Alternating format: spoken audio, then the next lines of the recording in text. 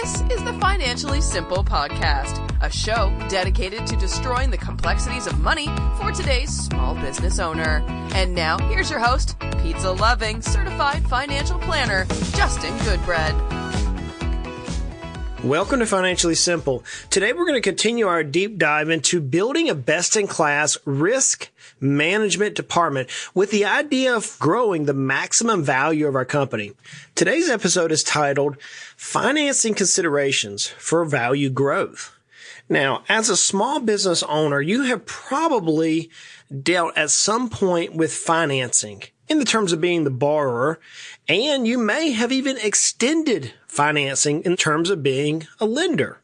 Regardless if you're the borrower or the lender, there are a few basics, and no doubt you've probably already dealt with these few basics in your life, whether it be in your personal life or in the business world. They're pretty simple when it comes to borrowing or lending money. The first question is, how much do you need to borrow?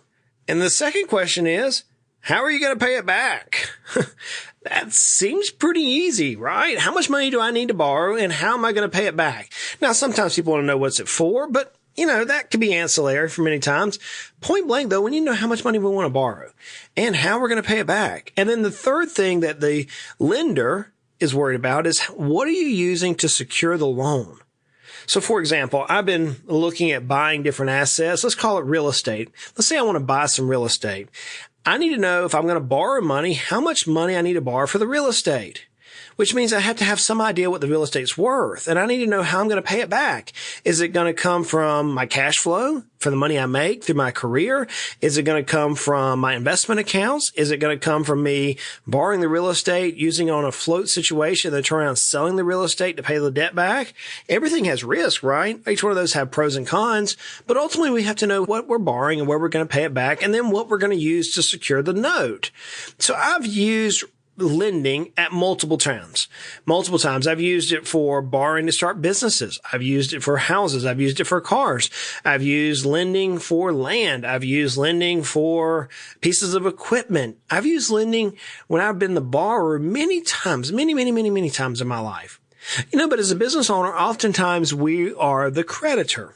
So I'll give you an example that people don't often think about, but if you do a service and you don't collect cash upon receipt or cash before you do the service, and the patient, client, individual, whoever it is, a customer ends up not paying you directly, then all of a sudden you put yourself into a lender position. Now, you may have a 30-day loan that's interest-free. You may have, heaven forbid, like we talked about a couple of weeks ago, accounts payable, accounts receivable. You may end up having a 90-day loan that is interest-free. But oftentimes business owners will place ourselves in the lendor position versus the person borrowing the money. Regardless of where you're at in this particular paradigm of borrowing money, paying it off, being the lender, etc., I want to deal today with a couple of very quick examples that I want you to consider in this idea of growing our business's value. And there's a couple of things that you may not think about. One of the things that people often say when they talk to me about, hey, I'm selling my business, is they don't think about the debt side of the business sale. So I'm recording this podcast today for those individuals who listen to this who may be within that 5-year window, maybe the 10-year window of getting ready to sell their business. And if you're in that 5 or 10-year window getting ready to sell your business, then whenever you take upon new debt, or whenever you want to go out and secure new debt, for whatever reason, it's going to create some risk. And I want to go over a couple of things for you today that'll help you just think a little bit more long term than I need to go out and buy another piece of equipment so I can grow the revenue of my company. So the first thing I want you to think about is, when will the debt be paid off? You may, Justin, why does it matter? I assume that when I sell the business that I'm going to take the cash from the sale, or the buyer's going to just assume the debt. Well, that's potentially, if all things align, the stars align and everything work, you could take and sell the debt. You could, take and sell the business, take the cash from the business, pay off your debt, and then take the proceeds net and drive off into the sunset. You could do that. And yeah, in a perfect world, the buyer of your business could assume the debt. But there's a potential issue that could muddy the water, and that's called the lack of assignment. You see, sometimes when you're dealing with debt, the debt is unable to be assigned. You can't assign it to anybody else. It's in your name. You're personally attached to that debt. You may be the personal guarantee. See, I've often seen where many types of loans cannot be assigned.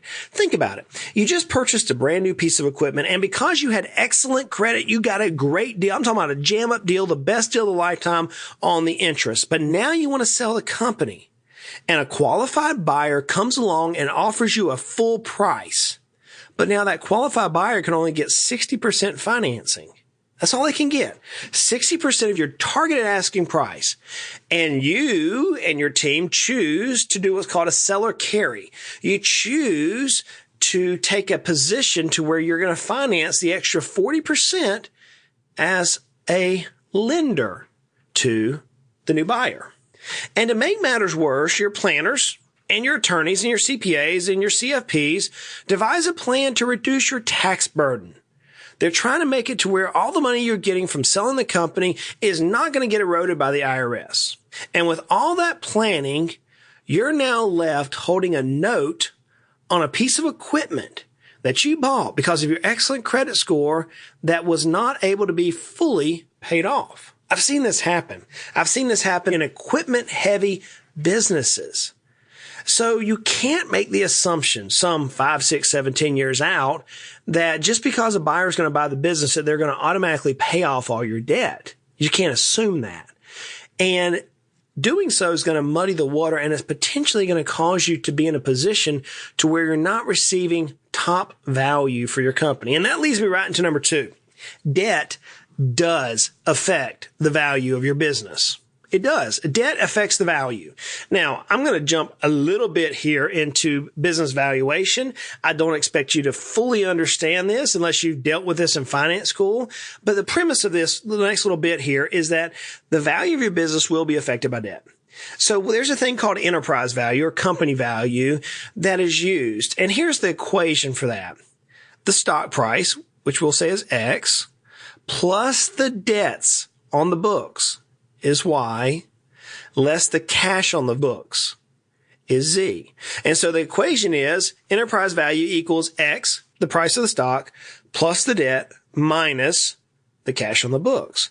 And business buyers who fully understand capital structure and how company debt negatively impacts the value, they incorporate debt into the amount they offer the seller. So whenever you're going into the risk management side, growing the value of your company, debt contracts will affect your value.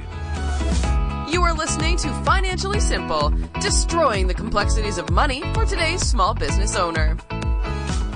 The third thing I want to make you aware of is debt is going to limit your selling options. Many times you just can't walk away.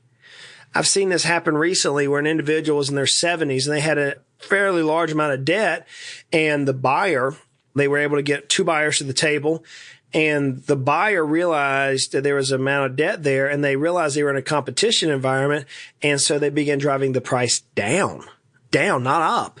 And as they were driving the price down, the seller is sitting there going, oh my goodness, I just want to get out of debt.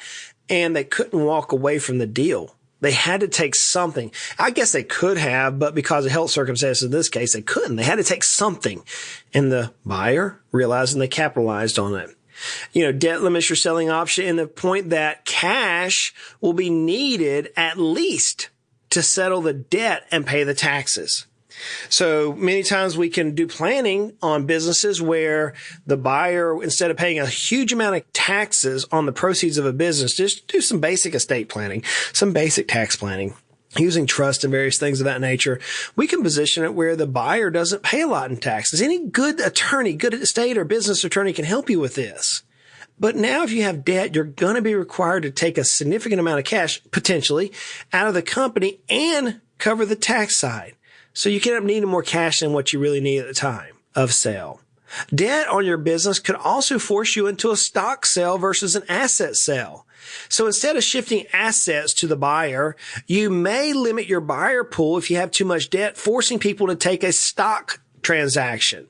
So instead of them walking in and saying, look, we're going to buy your business with said cash, they may come in and say, look, we're going to buy some of your stock of your company, but not all of it because we want you to stay involved in this, being you're so debt laden.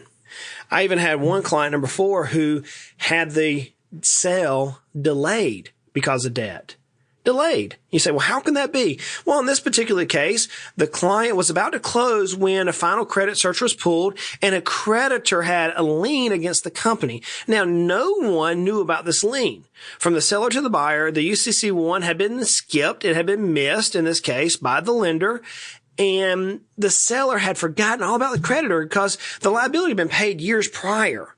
But now we had to go back and get the lien cleared so that the creditor will be happy in funding for the buyer the purchase price. Now, you say, well, Justin, did they close? Yeah, they closed a few weeks later. But when you're trying to close a business, time between the time you get an offer and the time you close is your enemy. You want to get it done fast. So how is debt then handled at closing? Debt's handled at closing a couple ways. The first is the debt could be paid. It can be paid for. Like we mentioned earlier, you could get enough cash up front that you can just turn around and pay the debt. The second thing is it could be assumed by the buyer. The buyer may have been in a position where they can come in and assume the debt. That's possible.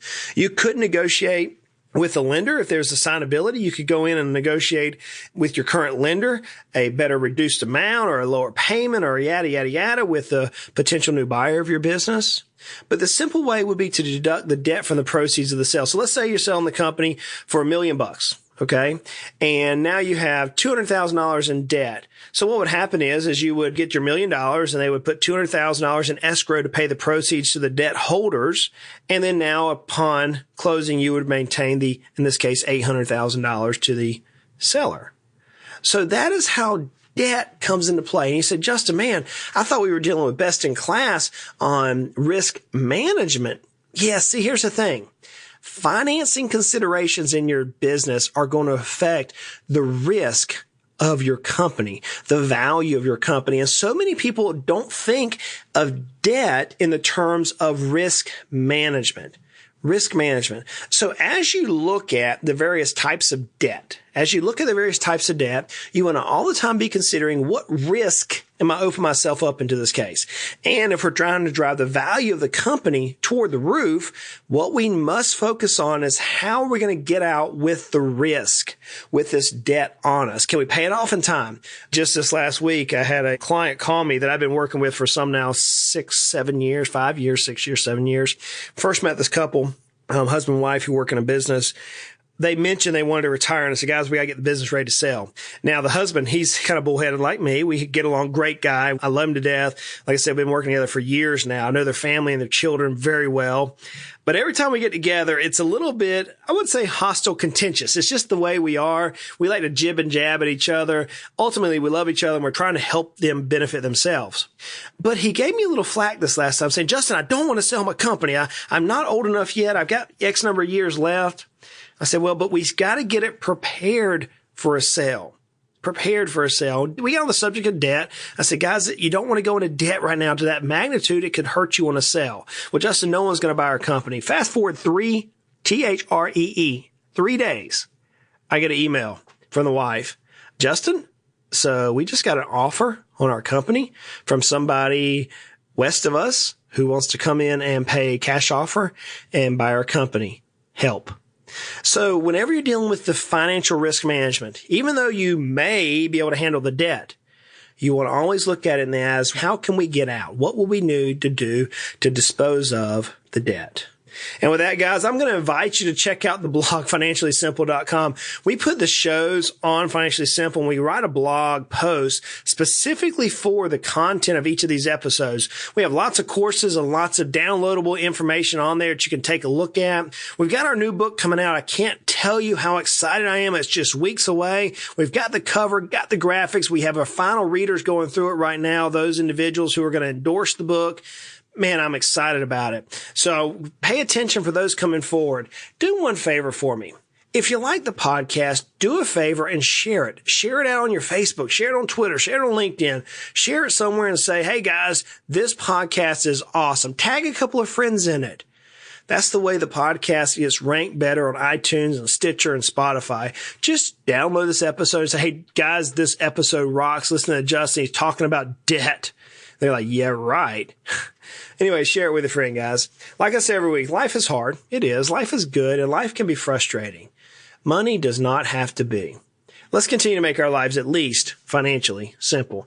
Y'all go out and make it a great day.